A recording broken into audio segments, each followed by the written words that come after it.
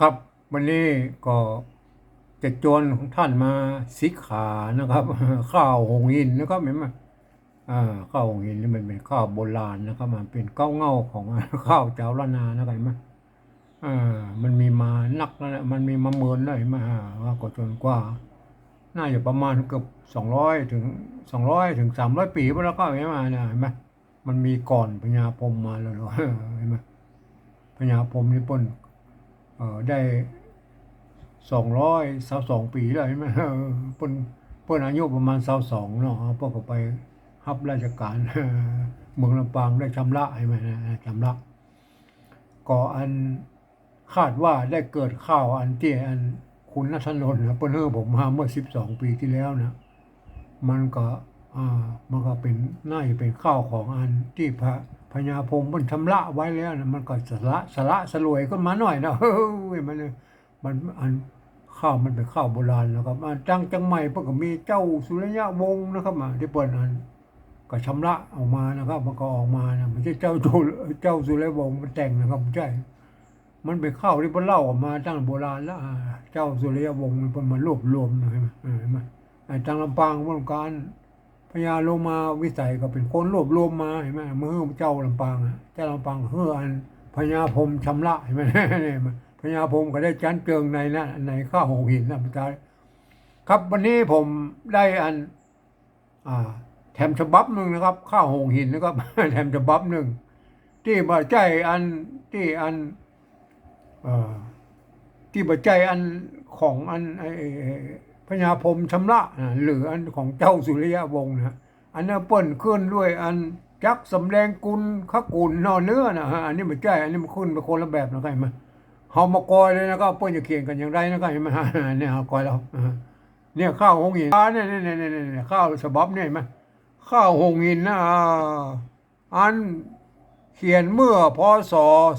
2468เห็นไหมความจริงเราเป็นข้าวโบราณอันนี้99 ปีแล้วนะครับ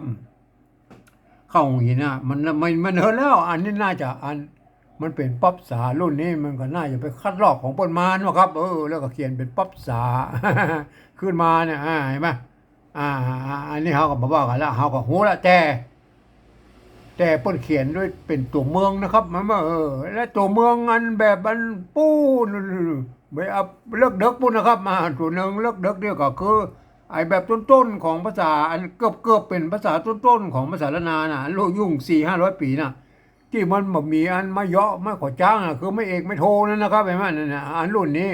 อันนี้ข้าวแบบนี้ปกติจะมีอยู่น้อยนะครับปกติมีอัน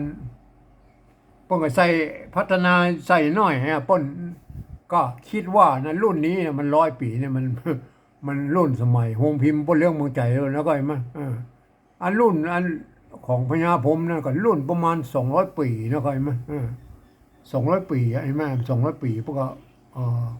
ก็เป็นภาษาที่มันสละสลวยขึ้นมาแล้วนะแต่อันนั้นรุ่นนี้อันมาถึง100 ปีเนี่ยมันมาถึงโฮงพิมพ์ป้นเรื่องเมืองใจแล้วร้อยมา เมื่ออันมาถึงวงฮิปโปเลี้ยงเมืองใจแล้วมันอันป้นก็ไปทำลายหนึ่งละอันป้นก็ไปทำลายเนี่ยเห็นไหมลักษณะการเขียนเห็นไหมเป็นอี้เห็นไหมมันเป็นอี้นะครับมาผมก็จะเอาด้านโดยมาเนี่ยแล้วก็ผมจะอ่านภาษาไปตัวนะครับอธิบายเรื่องภาษาไปตัวนะครับแล้วก็อธิบาย ฉันทะลักข้าวไปตัวนั้นก็เห็นไหมฉันเจอข้าวเห็นไหมเนี่ยเห็นไหมอันของไอ้ข้าวอันฉบับของอันที่ปัญญาพรหมชำระนะจากลำปางมานะปดขึ้นอ่าจักสำเร็งกุลนะขกุลนอเนื้อจัดเจอเจ้าโปธิสัทธาเนี่ยมันเป็นยังไงไหมก็ขึ้นแบบเดียวกันบ่ได้ตั้งอันของอันอ่า ของอันเจ้าสุริยะวงศ์ขึ้นแบบเดียวกันนะครับเห็นไหมมันเป็นยังไงแต่อันนี้มันขึ้นด้วยอันนี้เนี่ยอันนี้ตัวปะละหงปะละหงอ่านเป็นตัวพระนะครับพระอันนี้ตัวม้าใช่ไหมตัวหน้าหางหน้าใช่ไหมเนี่ยไม่กงอยู่ตรงบนก็อ่านว่าใช่ไหมพระหนมไม่ใช่พระหมมพระหนมพระหนมอันนี้อย่างอันนี้ก่อนเห็นไหมก่อนเห็นไหมเห็นไหม พระหนมก่อน3 ตัวนะ3 ตัวพ พนมก่อนอันจะไม่โกจู้นะจุลีจุลีจุลีนะมันก็ใช่จุลีนะครับมันจะมองมันก็เป็นจุลีไหมพนมก่อนจุลีน้อมนบน้อมนบนะลงด้วยอันเสียงอ่าตีสั้นครับตีตายนบไม่กงอยู่ตรงบนเนี่ยสะกดด้วยตัวบะนบน้อมนบมันไม่ใช่นบน้อมนะครับท่านนบน้อมจุลีน้อนบน้อม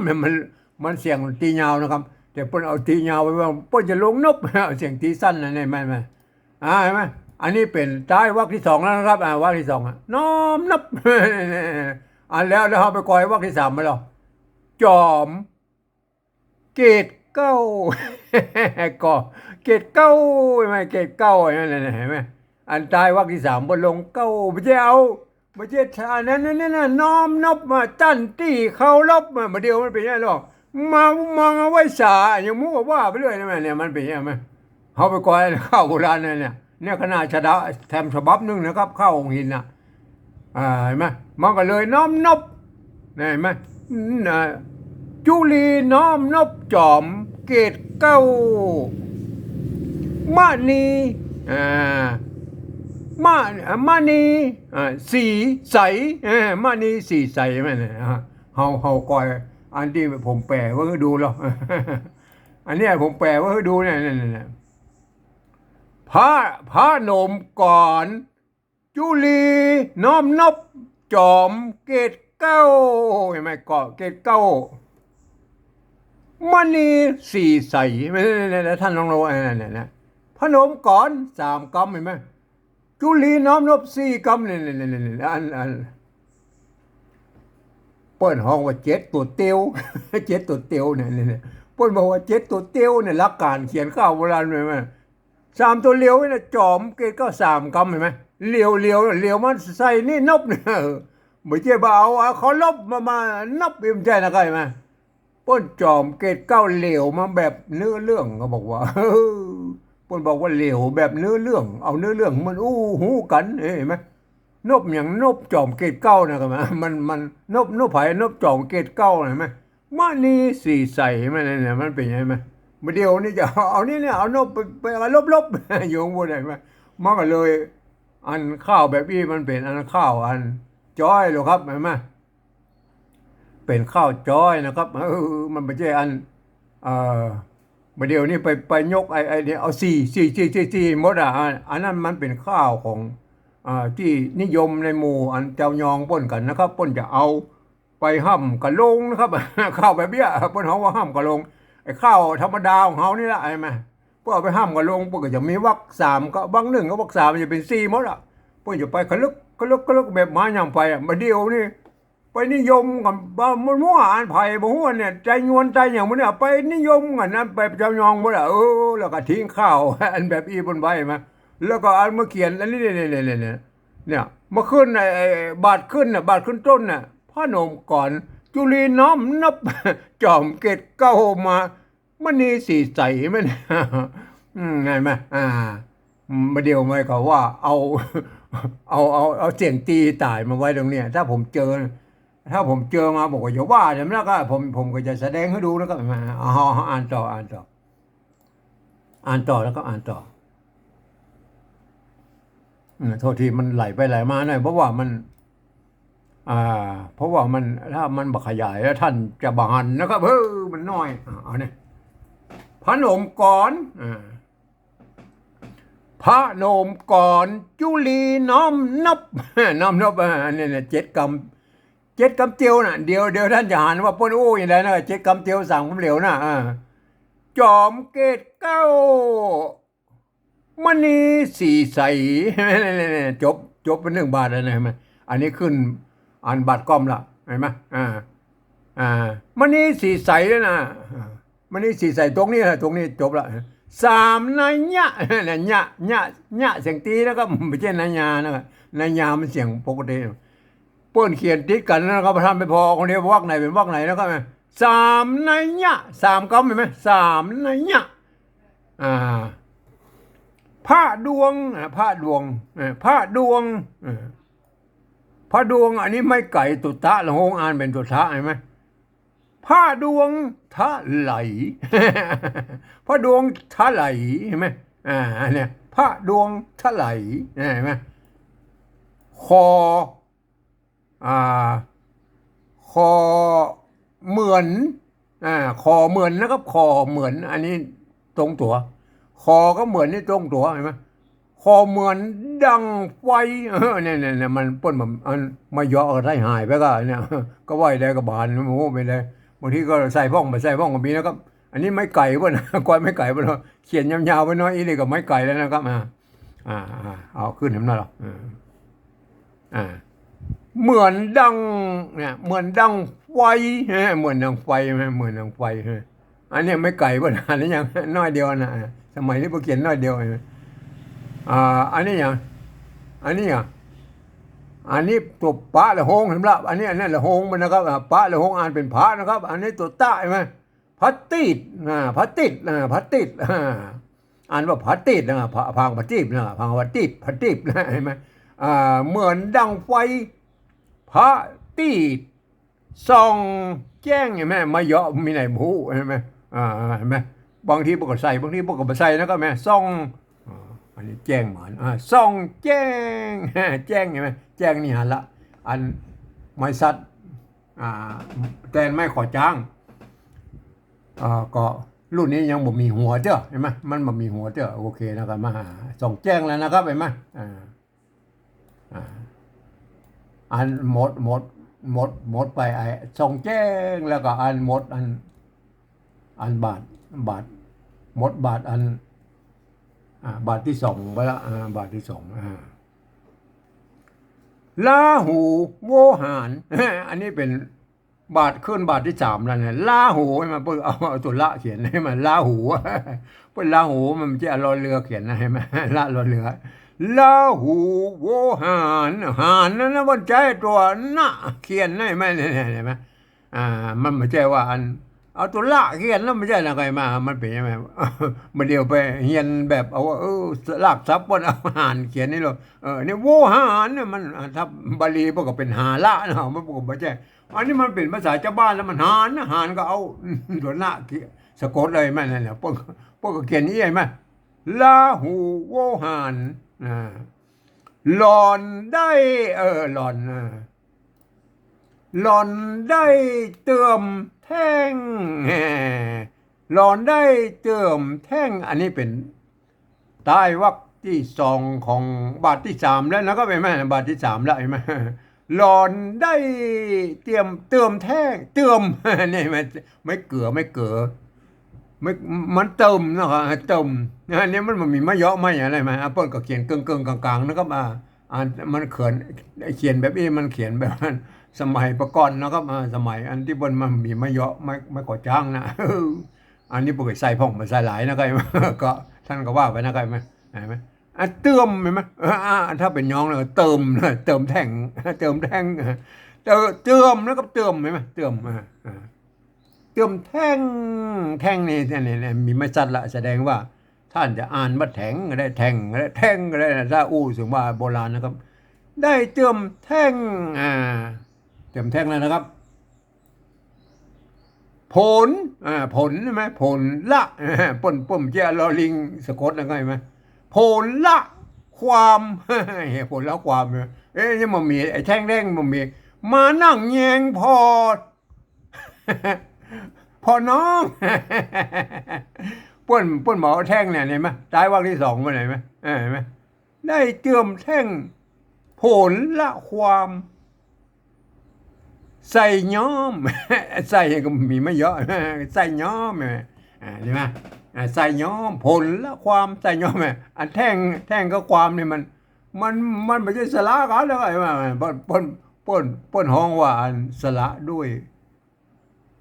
หูเรื่องนะครับกันหูเรื่องเหมือนหูเรื่องใจความไม่ใช่ว่าเติมแท่งมาก็ยังพอน้องใช่แล้วใช่ผลละความ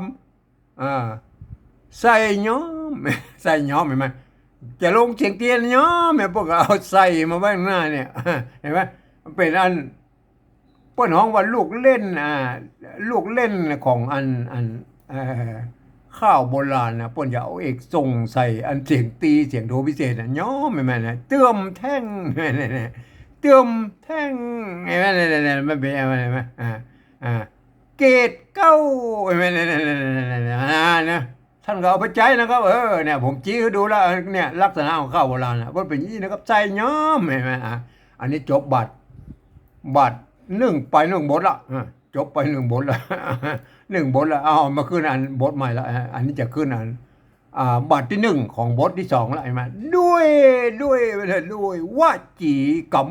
ด้วยวจีกรรมกรรมเนี่ยกรรมะนะครับด้วยวจีกรรมพวกก็ไม่ได้ใส่อันละห้ามเรื่อยมันก็เอากรรมก็พอนะครับมันจะกรรมะมันลงเสียงจีนแล้วด้วยวจีกรรมหันไม่ใช่หันนั่นมีตัวกะสะกดเลยโทษที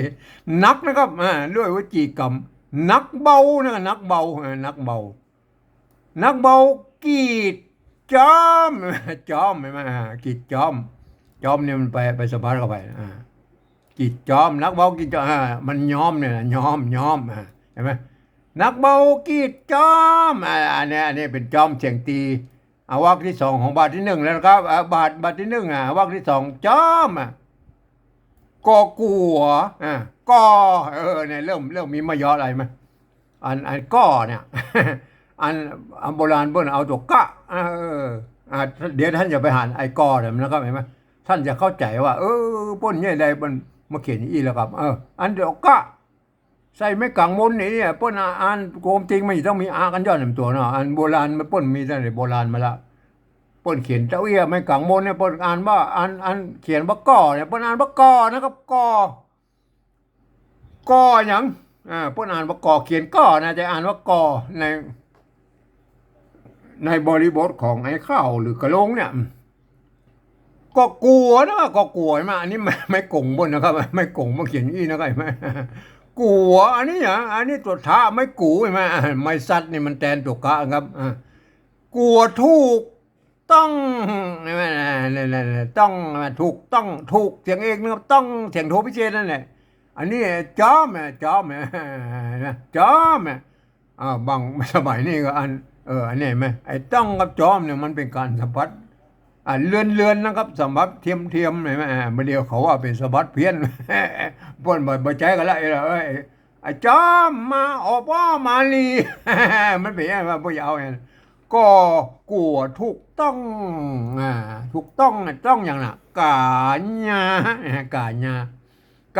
อันนี้ญาตัวญาใช่ไหมกาญาพูดเขียนยี่ใช่ไหมกาญาจะเขียนเป็นหางก็ได้เขียนแยกกันนี่ก็ได้แล้วนั่นแล้วแต่นะก็ใช่ไหมกาญาต่อไปจบแล้วนะจบอันบาทที่1แล้วนะครับจะขึ้นบาทก้อมเลยละขึ้นบาทก้อมเลยละไหลหากันหน่อย เพราะว่ามันถ้าบักขยายท่านจะอ่านมาออกนะครับขออันนี้ขอไหมตัวคะบกินอีนั่นนะขอเป็นดอกไม้ไม่ได้แม่ดอกไม้ถึงจะไอ้ดอกนี่หมายความว่าดอกนั่นนะเห็นไหมป่นมีกันย้อนอยู่นี่แล้วก็ป่นไม้ซัดนะมันแทนตัวกะนะอ่านว่าดอกนั่นนะครับอ่านรุ่นประเดียวนี่เอาไม้กะไปใส่ตัวนี่เป็นอันกะปุญญาติก็สุดแล้วแต่นะไอ้รุ่นเนี่ยโบราณพวกเขียนตัวเอี้ยนะครับเห็นไหมขอเป็นดอกไม้นะไม้เสียงตีนะครับเห็นไหมใต้วรรคที่2นะครับอันอย่างเนี่ยอันนี้เนี่ยมันอันไม่กูนะครับทูบทูบ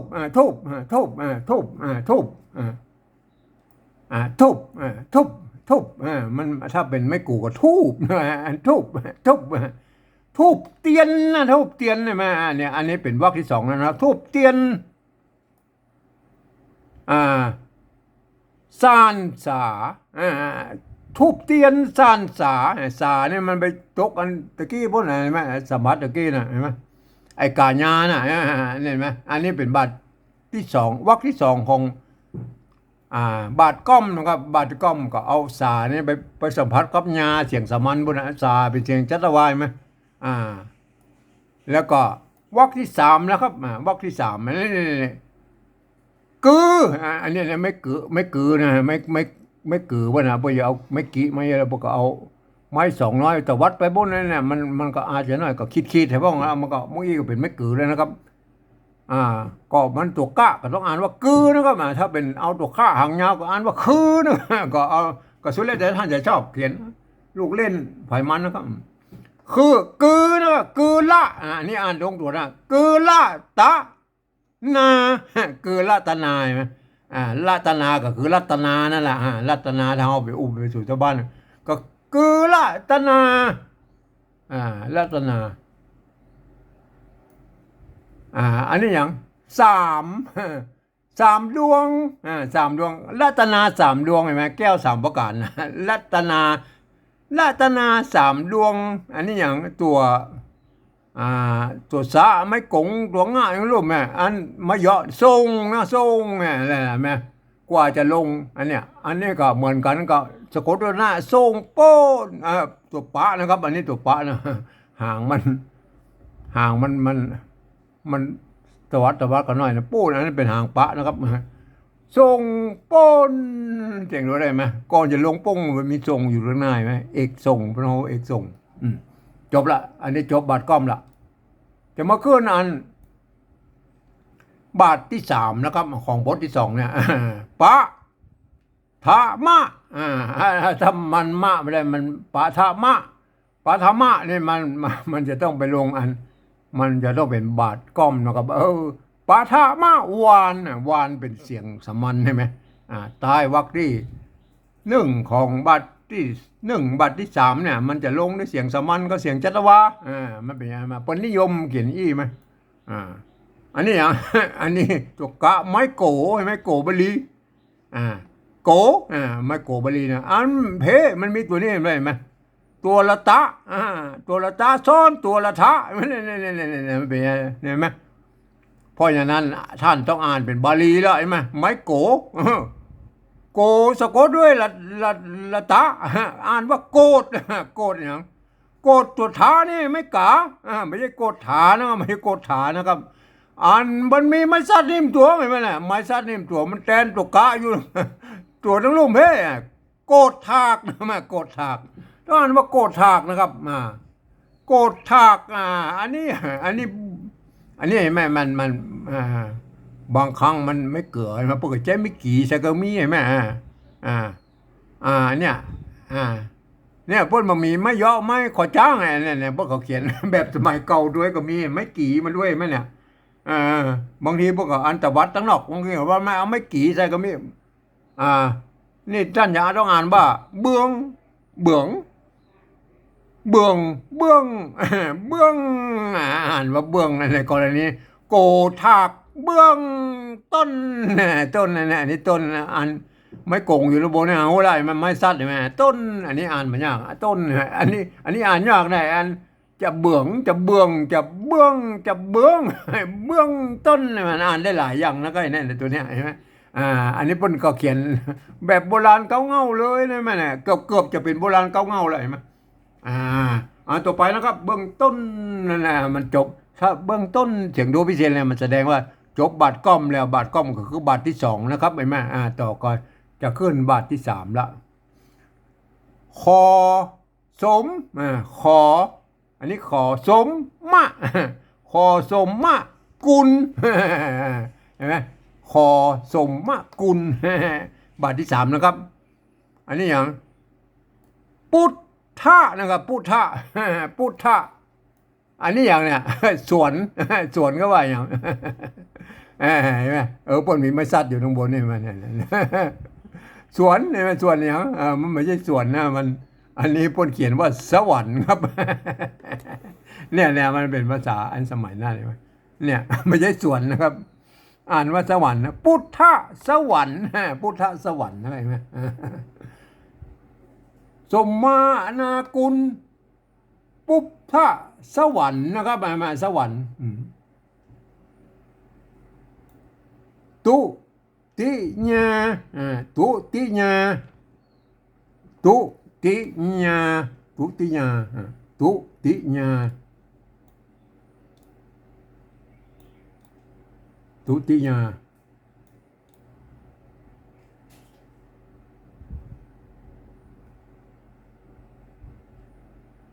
ไหนล่ะทุติยา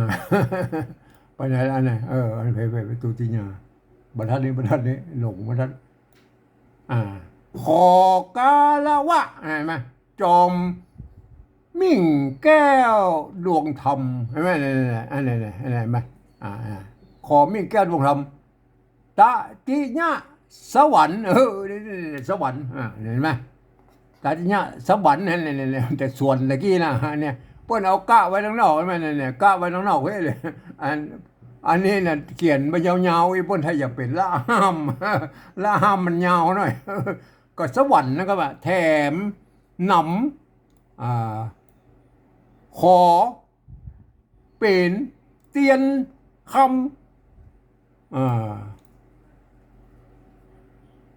ปุผาดอกสร้อยไม่ดอกสร้อยเอาไปดูก่อนอันนี้หรออันเนี้ยปุขาดอกสร้อยเนี่ย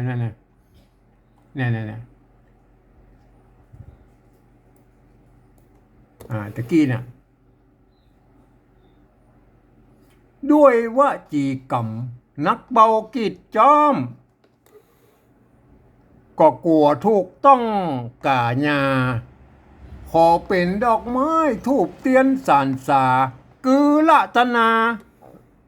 3 ดวงทรงป้นจบแล้วนะจบไอ้บัตรกอมต่อไปปะทะมาวานโกดฐานเบื้องต้น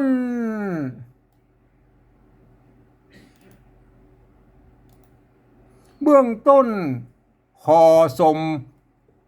มกุลพุทธะสวรรค์ทุติยาขอกาละวะจอมมิ่งแก้วดวงธรรมเห็นไหมจบวรรคนี้นะเนี่ยก็ขึ้นตติยะแล้วนะครับเมื่อกี้มันดวงธรรมนะมันจบไอ้บัตรจบบัตรที่ 1แล้วนะครับไปมาดวงธรรมเห็นไหมดวงธรรมสมมกุลพุทธะสวรรค์ทุติยา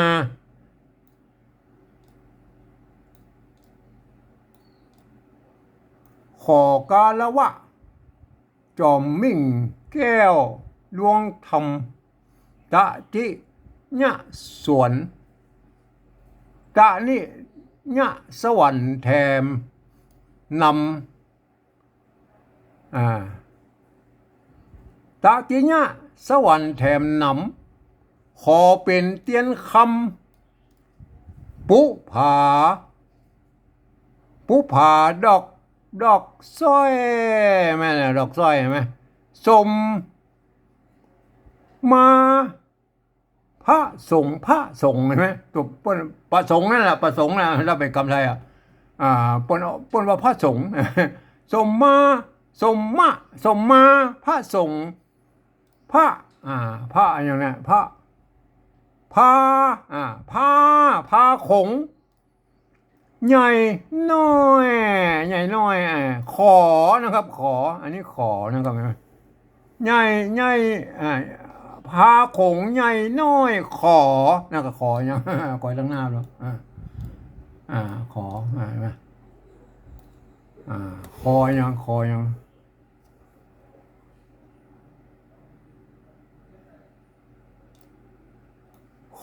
ฤทธิ์อาภัย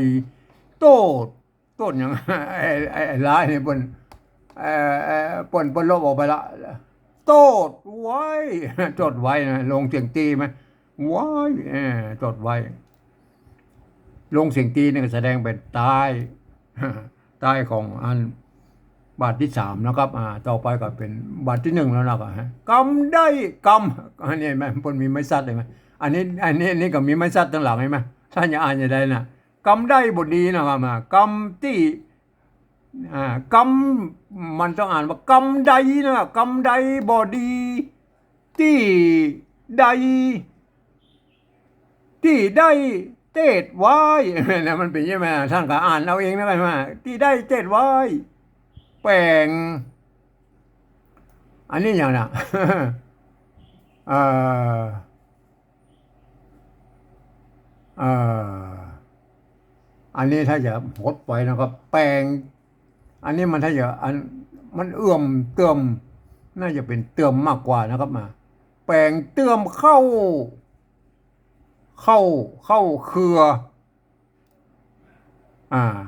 แปลงเติมนะครับอันนี้ถ้าจะอันนี้มันถ้าจะหายไปหัวมันแล้วก็ถ้าจะเป็นเติมนั่นแหละครับเติมแปลงเติมเข้า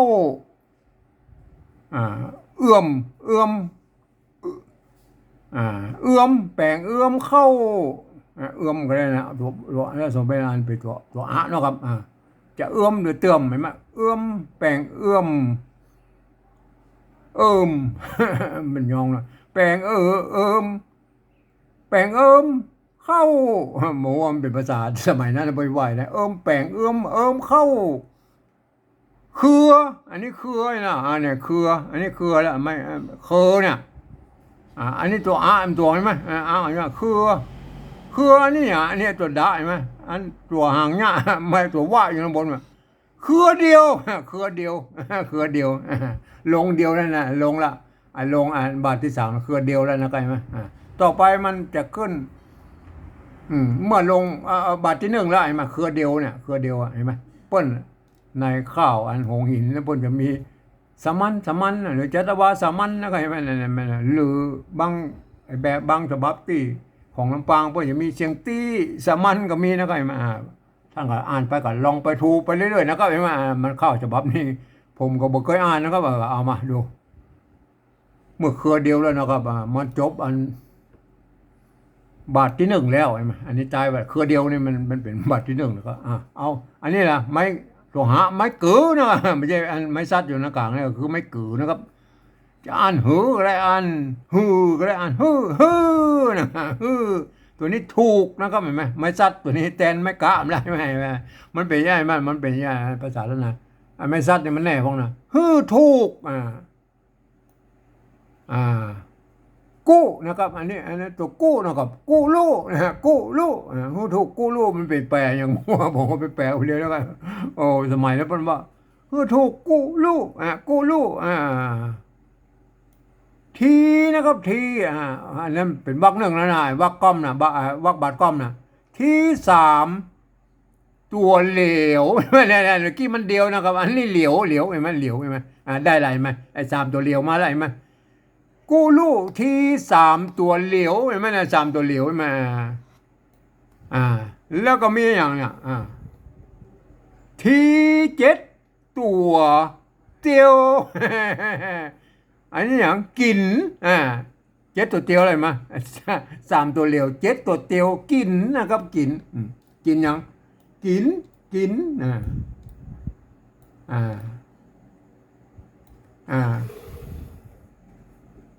กำเบื้อ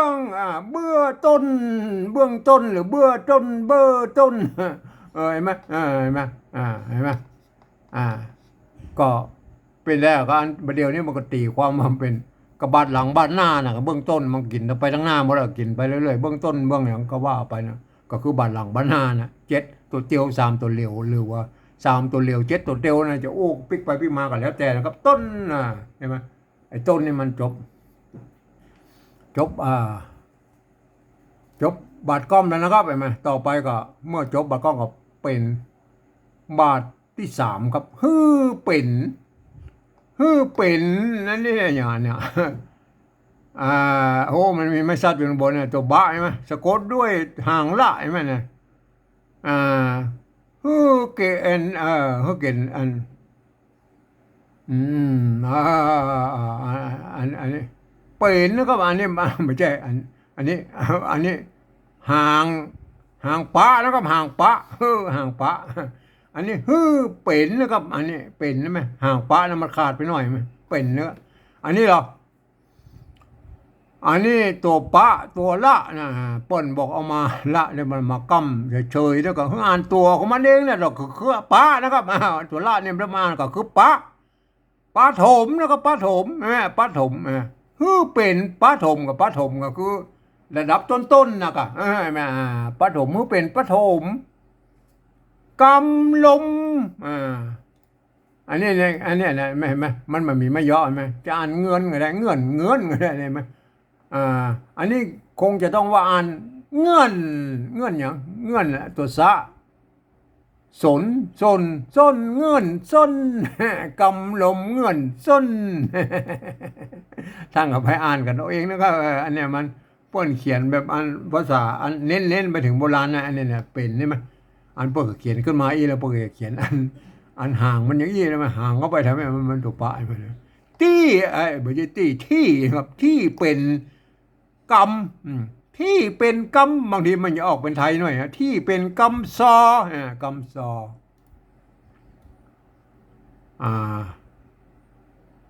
อันนี้อย่างอันนี้อ่านข้าวก็ได้อ่านข้าวก็ได้ข้าวเป็นกรรมซอข้าวใจแม่อันนี้มันลงด้วยวรรควรรคสุดท้ายของอันบาทที่สามนะฮะเห็นไหมกำซอยมันเห็นไหมมัน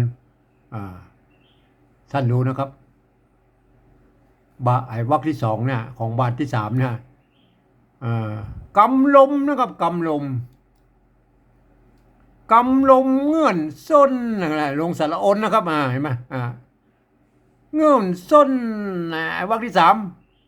มาเดียวนี่เมื่อยต้องเอาสระอนมันถูกตรงนี้ แล้วก็ว่าไว้มันมาอันนี้มันเป็นข้าวอันนี้ป้นบ่เอาป้นแบบนี้ป้นห้องว่าสัมผัสแบบเนื้อเรื่องหูมันหูเรื่องกันเงื่อนส้นที่เป็นกำซอข้าวใจมันเป็นข้าวใจต่อไปนะครับเมื่อใจแล้วมันก็จะขึ้นเป็นบาทที่หนึ่งแล้วเห็นไหมอันนี้ตัวจะไม่ชัดอย่างนี้ปนานว่าจักนะครับจักเห็นไหมไม้ซัดนี่มันแทนด้วยไม้พัดแล้วก็ตัวกะตัวเห็นไหมเป็นไม้กักนะครับเห็นไหมจักวิกะโหจักวิอ่านเป็นตัวไปเลยนะจักวิกะโหว่ากะโหไอ้วรรคแรกนะครับวรรคที่สองอาโตก่อนยังก่อนใกล้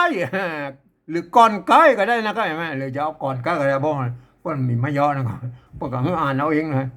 อาโตก่อนใกล้ตามนะครับตามที่ได้ไกลเลยไหมไกลมันเป็นอันใต้ของวรรคที่สองของบาทที่หนึ่งนะครับบาทที่หนึ่งเห็นไหมไกลเสียงจีนะครับไหมตามที่ได้ลงละตรงนี้ได้ตอนที่ได้เฮียนนะครับเฮียนเสียงสมันนะครับเฮียนอย่างเราไปดูเราเฮียนอย่างเฮียนตามที่ได้เฮียนมาสมันเลยไหมท้ายวรรคที่สี่ของบาทที่หนึ่งเขานี่ออกสมันเฮียนมาอันนี้จะขึ้นวรรคที่หนึ่งของ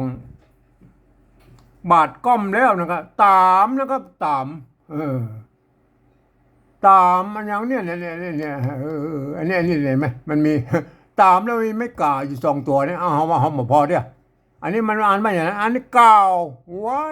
ไอ้ไหมอันนี้ตามกล่าวไว้อันนี้มันนี่ตามนั่นนะอ่านตามได้แล้วนะครับเห็นไหมแต่เพิ่นมีไม่กล่าวสองตัวเลยท่านจะอ่านอย่างไรเนี่ยท่านจะอ่านอย่างไรน่ะตามนี่มันถูกต้องแล้วมันมีไม่กล่าวสองตัวเนี่ยก็กล่าวไว้แบบนี้มันไม่ใช่นะครับตามเพราะนั้นเมื่อมันมีไม้สระเนี่ยสองตัวเนี่ยเพิ่นบอกว่าเอาไปผสมกันทั้งหน้าเพิ่นเนี่ยอันถ้าเอาตามนั่นแล้วครับถ้าเอาไม่กล่าวไปใช้ตัวตากับตานะครับอันนี้ตรงมาเห็นไหมมาตามาเห็นไหมมันก็มาได้เข้าเรื่องนะครับแต่ถ้าเป็นมาตาเนี่ยเนาะมาตานี่มัน มาตานี่มันหูเรื่องแน่ตามมาตาเก่าไว้ตามมาตาเนี่ยตามมาตาเก่าไว้ไหมมันเกิดเป็น5 กรรมไปเลยพวกก็เลยเขียนไปที่ไหมนั่นนี่ไอ้แม่อ่า5 กรรมก็ได้นะครับแต่มันเป็นกรรมที่มันอู้กันมันติดกันได้นะอันนี้ตามมาตาเก้าไว้มาตากับมาดานั่นนะมาดากับมารดานั่นไหนแม่นั่นแหละไอ้มันน่ะตามมาตาเก้าไว้โอเคนะครับไหมโอเคนะครับอันเนี้ยท่านก็ไปอ่านกันนึกถูกแล้วกันไม้กา2 ตัวเนี่ยมันเป็นได้เนี่ยมันเหม็นนะมันอยู่ลอยๆน่ะไว้ลงเสียงตีนะก็ใช่ไหมตายวรรคที่1ของบาทก้อมสาวรับเจ้ากี่เข้ามากล่องเบ้าเที่ยวกองกินไก่ต้มกินไก่น้อยมันท่านจำไว้บาทนี่บาทเดียวก็พอละข้าวก้อมบาทที่2เดิมมีไข่จ๋าเดิมมีไข่จ๋าลงเสียงด้วยเสียงจัตวาจ๋าเดิมมีอันนี้ตรงตัวแล้วนะเดิมมีไข่จ๋าตามใน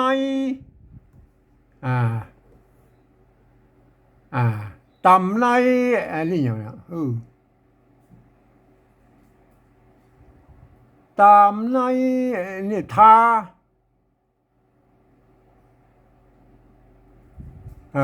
อันนี้เนี่ยทา10ทาตัวซะตามนัยยะตามนัยยะว่าจ่านะครับอันวรรคนี้อันนี้มันมีไอ้วรรคอันนี้วรรค2นะครับวรรค3มันเป็นแค่ตามนัยยะนะครับตามนัยยะญาไปสำกับจ่าพวกนั้นไหมตามนัยยะนะครับอัน10อันนี้มันมาอันเพอันนี้มัน10แล้วกับมาก่อนอันแม่อันนี้ญาแล้วก็ญาตามในญา10มาเสื้อมา20ตัวดีอันนี้มันมีขีดเนี่ยมันมีขีดนี่มันเป็นไม่เกิดนะครับซืบนะโทษดีตามในญาเนี่ยแล้วตามในญาซืบนะไม่ใช่10ก็โทษดีลืมไอ้นี่ไม้ขีดอยู่ตรงน้อยนี่มันเป็นไม้เกือไปแล้วใช่ไหมถ้ามันไม่มีขีดนี่ก็ไม่กี้ไม่อันเป็นไม้เกือซืบนะครับซืบมาก่อนอันนี้อันนี่มันยากละอันก่อนอันโอเคนะครับอันนี้จบอันบาดก้อมแล้วนะก็เห็นไหมจบบาดก้อมแล้วตาบ่หันตาบ่หันหูฟังแม่นมันเห็นไหมตาบ่หันหูฟังแม่นมันหลอนพิษดวงธรรมอย่างดวงธรรมพระพุทธพวกเราตุดะมันสะกดเลยพระพุทธมันไปมันเอาเขียนเป็นบาลีก็เอาทะซ้อนตัวตะซ้อนทะนะครับไปมานะพระพุทธเห็นไหมอันนี้พุทธแล้วนะครับลงแล้วนะครับพุทธลงท่านรู้ดีนะครับพุทธลงด้วยอันเสียงจีตายแล้วอันพระพุทธอันบัตรที่3แล้วก็เลื่อนนะครับเลื่อน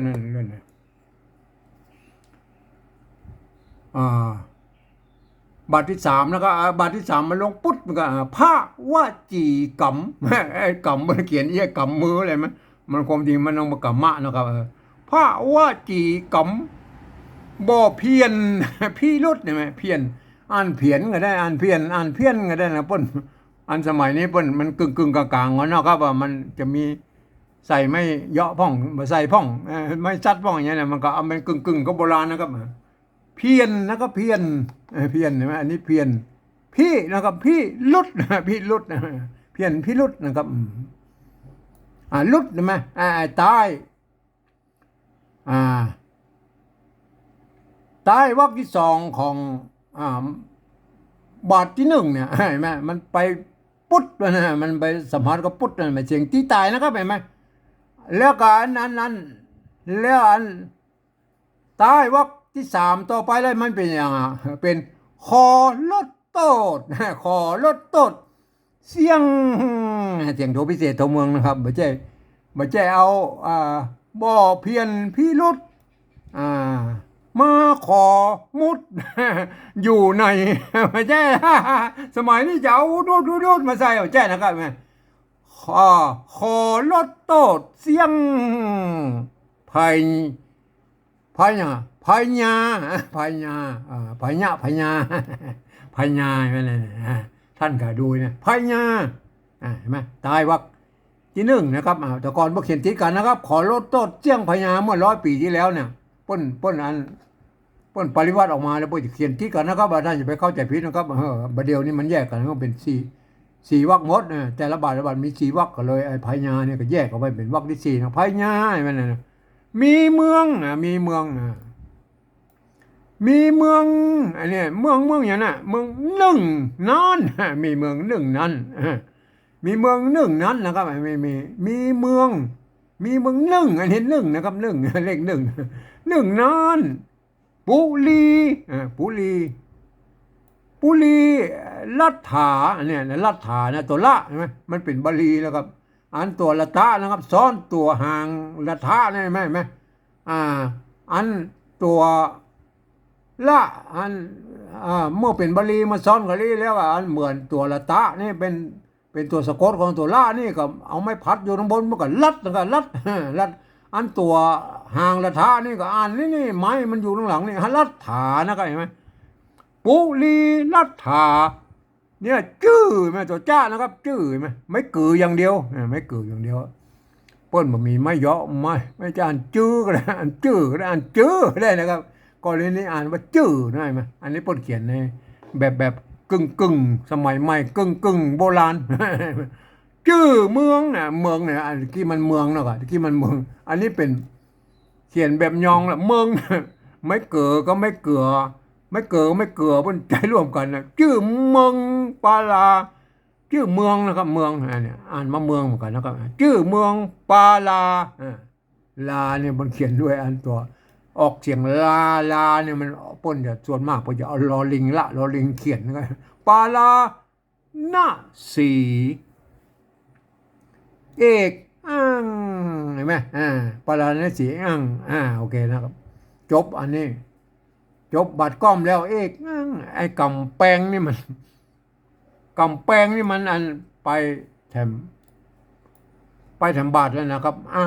เป็นบาทที่3นะมันอันนี้มันหมดหน้านี้แล้วนะครับก็คงจะเอาเต้าอี้ก่อนนะครับเห็นไหมเอาไปก้อยอันพวกเราอันนี้มันแปะไว้นะเห็นไหมเนี่ยที่แปะไว้เห็นไหมที่แปะไว้อ่านแล้ว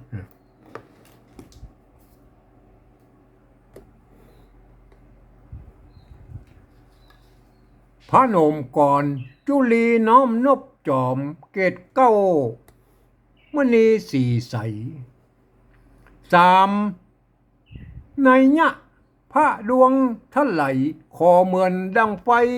พระตีส่องแจ้งพระตีส่องแจ้งนะครับเห็นไหมลาหูโวหารอันลาหูเปิ้นใจตัวละลอลิงนะครับแต่เฮาเขียนมันหน้าตามแบบใจๆนะครับลาหูอย่างนี้นะครับลาหูโวหารนั่นมันเป็นคำภาษาปริวัติแบบที่3นะครับมันก็ตามอ่านไปแบบภาษาไทยแล้วละเพียงแต่ว่าท่านอ่านแล้วเขียนแบบนี้แล้วท่านจะได้อ่านแล้วมันจะได้สำเนียงเชียงใหม่ใจยวนไปแล้วนะครับลาหูโวหารหลอนได้เสียงโทพิเศษนะครับเติมแท่งเสียงโทพิเศษได้ไหมเติมแท่ง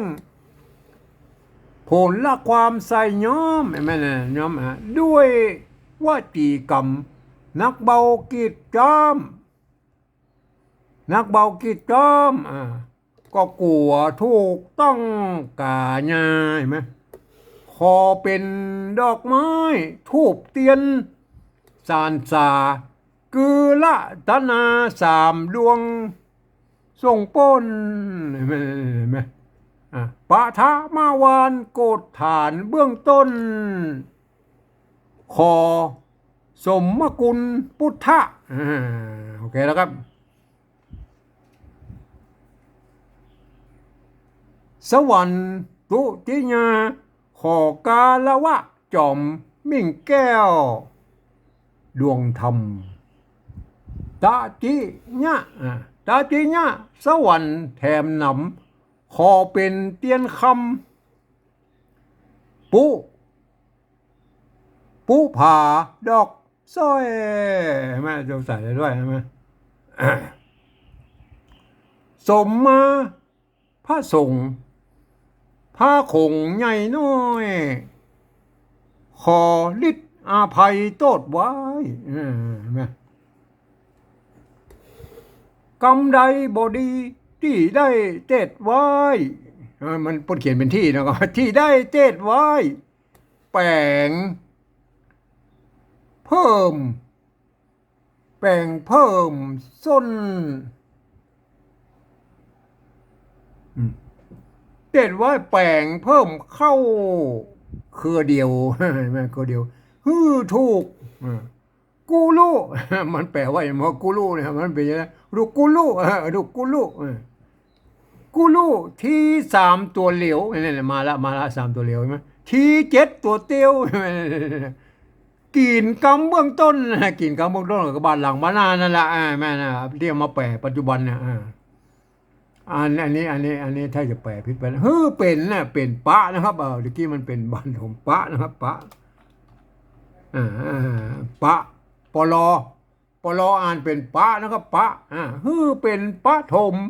กำลมเงื่อนส้นที่เป็นกำซอเข้าใจแม่เข้าใจนะครับจักวิกะโหวาโตก็ก่อนใกล้ตามที่ได้ตามที่ได้เฮียนมาตามมาตากาไว้มาตากาไว้มาตามาดานั่นแหละเดิมมีไข่จ๋า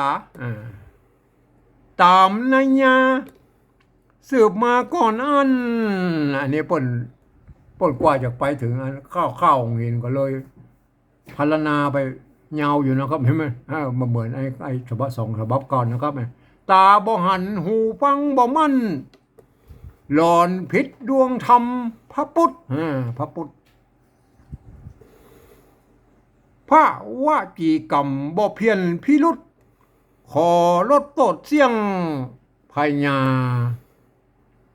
มีเมืองหนึ่งนั้นปุรีรัฐาชื่อเมืองปาลาหน้าสีเอกกำแพงเนี่ยมาจบตอนนี้นะครับเห็นไหมตอนนี้นะครับอันนั้นเราบอกว่าเนี่ยตะกี้เรามาจดตรงกำแพงนะครับเอาไว้ต่ออันงวดหน้าเนี่ยเรามาจดตรงกำแพงนี่ไหมเนี่ยโทษทีนะอ้างนั่นนะมาจบกำแพงนะครับวันนี้มันยาวไปแล้วขอเอาแค่นี้ก่อนนะครับวันพุธก็จะเอาต่อนะครับครับถ้าใครมีอย่างสงสัยมาก็คอมเมนต์มาได้นะครับผมจะได้ตอบมือนะครับครับวันนี้เอาแค่นี้ก่อนนะครับ